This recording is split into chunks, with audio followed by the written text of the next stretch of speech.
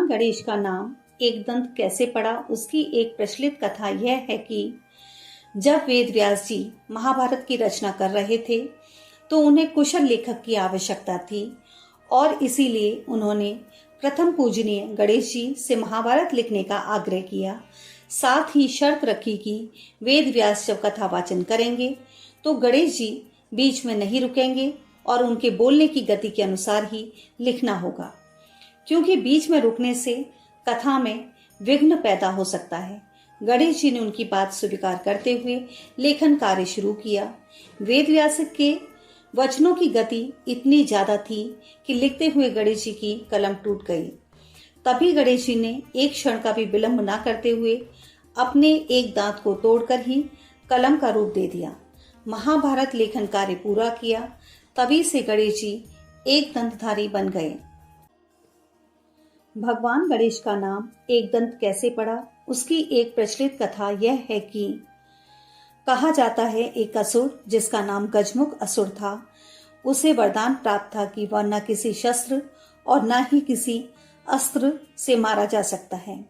इसीलिए गणेश जी ने जब यह देखा कि असुर अपने बुरे कृत्यों से ऋषियों और देवताओं को परेशान कर रहा है, तब उसे मारने के लिए गणेश जी ने अपने एक दांत को तोड़कर उसका शस्त्र बना लिया और दंत शस्त्र से उसका वध कर दिया। तब से गणेश जी एक दंतधारी बने।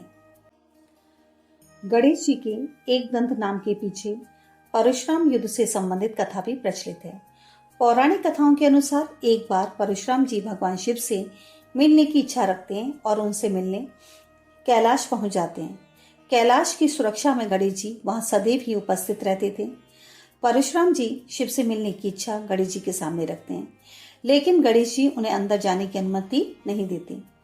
गणेश जी द्वारा आज्ञा का उल्लंघन करना, परशुराम इसे अपना अपमान समझकर क्रोधित हो जाते हैं। उसी समय गणेश जी और परशुराम के मध्य युद्ध होता है।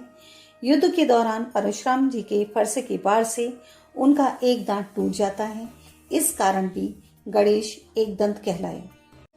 भगवान गणेश का नाम एक दंत कैसे पड़ा, उसकी एक प्रचलित कथा यह है कि भगवान गणेश के बड़े भाई कार्तिकेय जी एक बार स्त्री पुरुषों के श्रेष्ठ लक्षणों पर ग्रंथ लिख रहे थे, जिसमें गणेश जी ने इतना विघ्न उत्पन्न कर दिया कि कार्तिकेय जी उन पर रुष्ट हो गए और कुपित होकर गणेश जी का एक दांत तोड़ दिया। लेकिन जब भगवान शिव तक यह बात पहुंची तो उन्होंने कार्तिकेय जी को समझाया कि उन्होंने रुष्ट होकर गणेश जी के साथ गलत किया है और गणेश जी को उनका दांत वापस लौटाने के लिए कहा।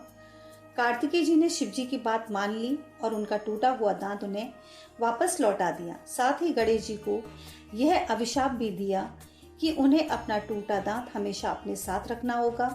अगर वह दांत अपने से अलग करेंगे तो यही टूटा दांत उन्हें भस्म कर सकता है। तभी से गणेश जी एक दंत कहलाए।